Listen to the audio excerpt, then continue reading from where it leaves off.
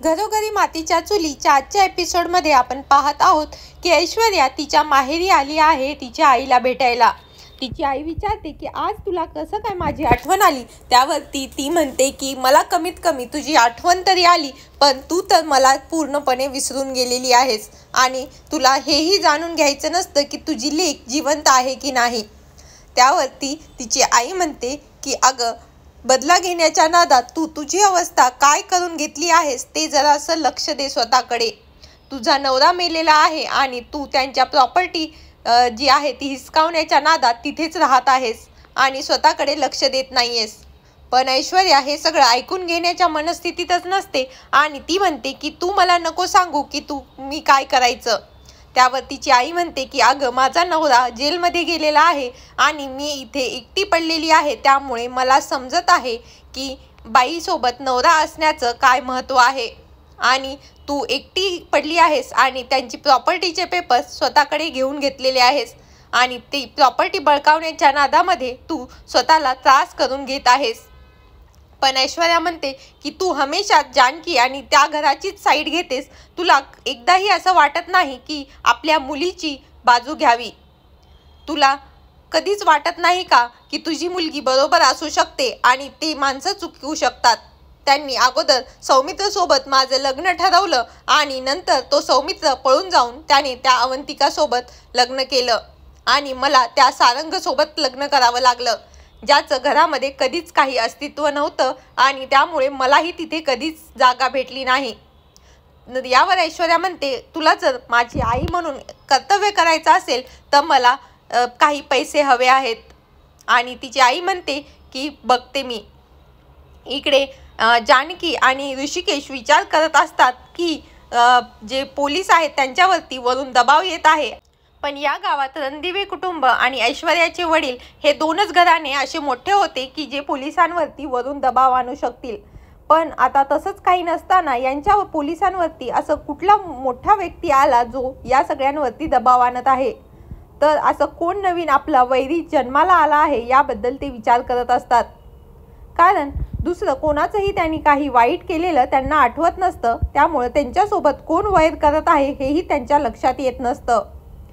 आणि इकडे जे आहे ऐश्वर्याची आई जी आहे ऐश्वर्याला दागिने आणून देते आणि म्हणते की तुला वाटतं की मी आई म्हणून कर्तव्य पूर्ण करत नाही, परंतु आज तुला जे करायचं ते कर। मला माहिती आहे की तू जानकीच्या विरोधात काही तर करणार आहेस, पण तरी पण माझ्याकडे पैसे तर नाही आहेत, पण हे दागिनेच आहेत।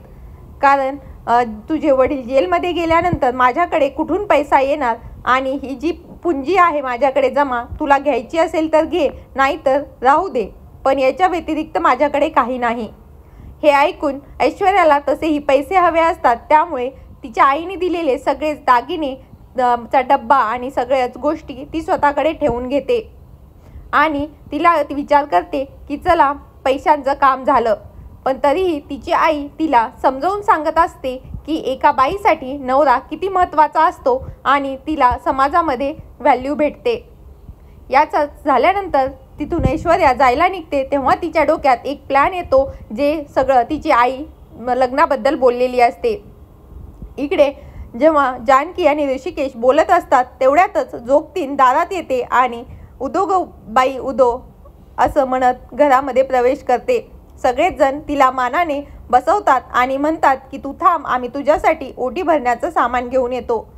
जानकीची सासू आणि जानकी दोघीही जोगतिनीची ओटी भरतात, तिला हळदी कुंकू लावतात आणि हात जोडतात आणि म्हणतात की प्लीज लक्ष राहू दे आमच्या घरावरती आणि काही संकट येणार असेल तर ते परतवून लाव, कारण आत्तापर्यंत भरपूर सहन केलेलं आहे। त्यावरती जोगतीन म्हणते की हे सगळं सांगणारी मी कोण? मी तर फक्त देवी आई आणि तुमच्यामधला एक दुवा आहे। मी फक्त त्या गोष्टी तुमच्यापर्यंत पोहोचवते ज्या आईला तुम्हाला सांगायच्या असतात। आणि ती जानकीला म्हणते की आत्तापर्यंत तुझे आयुष्य हे खूप खडतर राहिलेलं आहे, तुला पावलोपावली परीक्षा द्यावी लागली, पण याच्यानंतरचं जे आयुष्य आहे ते याहूनही खडतर असणार आहे। तुझा जो भूतकाळ आहे तो तुझ्यासमोर येऊन उभा राहणार आहे आणि त्याची जी परीक्षा तुला द्यावी लागणार आहे ती खूपच मोठी असेल आणि खूपच पेनफुल असेल। त्यासाठी तुला तयार राहावं लागेल आणि वेळोवेळी जी देवी आई आहे ती पावलोपावली येऊन तुला मदत करतच राहील आणि तिचा तो भूतकाळ जो माणूस मास्क लावलेला आहे तो तर नसेल ना याची सगळ्यांना शंका येते, पण यांना अजूनही त्याची कल्पना नाही आहे. देवी आईचा जो निरोप आहे ती जोगतीन सगळ्यांना सांगते आणि म्हणते की तुम्हाला प्रयत्न करत राहावेच लागतील, पण आता जी वाट खडतर होणार आहे ती खूपच जास्त डबल टिप्पट जी आहे ती मोठी असेल आणि यामध्ये तुम्हाला सफल व्हावंच लागेल, कारण याचा पूर्ण परिणाम तुमच्या पूर्ण घरावरती होणार आहे. त्यामुळे तुम्हाला हारून चालणार नाही आणि तुम्हाला सफल व्हावंच लागेल. जानकीच्या समजतच नाही की नेमकं काय घडणार आहे एवढं मोठं, परंतु तरीही देवीवरती विश्वास ठेवून ते देवीसमोर हात जोडतात आणि देवीला प्रार्थना करतात कुटुंबाच्या संरक्षणासाठी. इकडे जे आहे ऐश्वर्या दागिने घेऊन घरी येत असते रस्त्याने चालत तेव्हा तिला ते सगळं तिच्या आईनं बोललेलं लग्नाबद्दलच्या गोष्टी आठवत असतात आणि तिला एक भन्नाट आयडिया सुचलेली असते त्याबद्दल.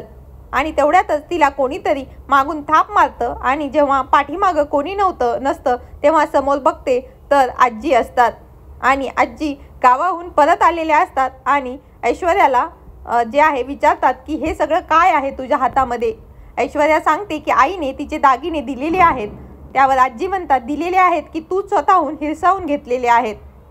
त्यानंतर आजी म्हणतात की माझ्या डोक्यात एक प्लॅन आहे की आता जानकीला ह्या घराबाहेर कसं काढायचं आणि तुझं या घरातलं अस्तित्व कसं पक्कं करायचं. ऐश्वर्या विचारते की तुमचा काय प्लॅन आहे. त्या अगोदर सांगत नसतात पण नंतर सांगतात की त्यांना ऐश्वर्या म्हणजे जी जानकी आहे आणि ऋषिकेश आहे त्यांचं लग्न तोडायचं आणि जी जानकीच्या जागी ऐश्वर्या जे आहे ऋषिकेशसोबत लग्न करणार. त्यामुळे त्यांचं घरातलं स्थान बळकट होणार आणि जानकीचाही पत्ता कट होणार. हे सगळं अगोदरच ऐश्वर्याच्या डोक्यात चालू असतं, परंतु आजींकडनं पण ते आल्यामुळे तिलाही चांगलं वाटतं आणि त्या दोघी ठरवतात की त्या दोघींशिवाय ही गोष्ट त्या दुसरं कोणालाच सांगणार नाही आणि त्या त्यांच्यामध्येच हे सगळं ठेवणार आणि तो प्लॅन जो आहे तो एक्झिक्यूट करणार. ऐश्वर्या जे करणार होती तेच होणार आहे आणि तिला अजून एक साथीदार भेटल्यामुळे तिलाही खूप चांगलं वाटतं. आणि इकडे आजी ज्या आहे नंतर तिच्या मुलीला भेटायला तिच्या रूममध्ये येतात. आजीला समोर बघून त्यांनाही चांगलं वाटतं आणि त्या एकमेकांना सोबत गप्पा मारत बसतात आणि त्यावरती परत त्या जानकीचं उणंदुणं गात असतानाच जानकीची सासूबाई आजीबाईंना थांबवते आणि म्हणते की तू इथं काय चालू आहे माहिती नाही आहे तुला, त्यामुळे राहू दे आणि आता आपल्याला ऐश्वर्याच्या बाळाची काळजी घ्यायला हवी. यावरती दोघीही सहमत करतात आणि आजी म्हणतात की मला आता फ्रेश व्हायचं आहे आणि मी तुझ्यासाठी काही गावाहून खाऊ आणलेला आहे, तो मी तुला देते थोड्या वेळात, पण आधी फ्रेश होऊन घेते. हे ऐकून जानकीच्या सासूबाईही होकार देतात. इकडे रूममध्ये जी आहे जानकी आणि ऋषिकेश जोगतीन जे बोलली त्याचा विचार करत असतात, कारण ती खूप मोठी गोष्ट असते आणि भूतकाळ म्हणजे कोणता भूतकाळ तिच्या समोर येणार आहे याची ते चर्चा करत असतात. पण जानकी म्हणते आपण खूप लांब जातोय, मला असं वाटत आहे आपली जी आई आत्ताच सापडली नाही तिच्याबद्दल तर काही नसेल ना, कारण आई काय कोण होती कसं होतं त्याबद्दल आपल्याला काहीच माहिती नाही आहे, तर तो भूतकाळबद्दल तर जोगतीन बोलत नव्हती ना. तेवढ्यात तिथे सौमित्र येतो आणि म्हणतो की आपल्याला गडबड करावी लागेल, कारण जानकी वहिनीची जी कोर्टाची तारीख आहे ती 4च दिवसांनी आहे आणि आपल्याला जे आहे लवकरात लवकर लताबाईंना शोधावं लागेल, नाहीतर आपल्याला प्रॉब्लेम होतील. बघूयात पुढच्या भागात काय होणार. धन्यवाद.